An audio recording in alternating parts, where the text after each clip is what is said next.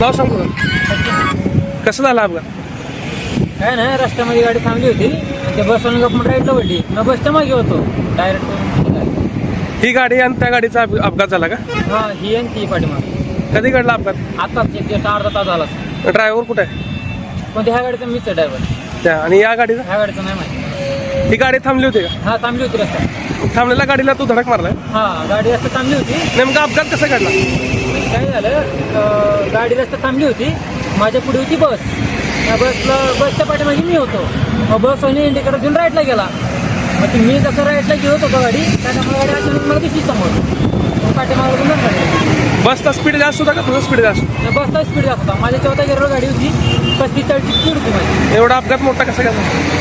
गाडी रस्त्यात थांबल्या तरी स्पीड. माझ्या गाडीमध्ये लोड आहे 9 टन लोड असल्यामुळे मारलं पण पाठीमागे टाकणार सरळ.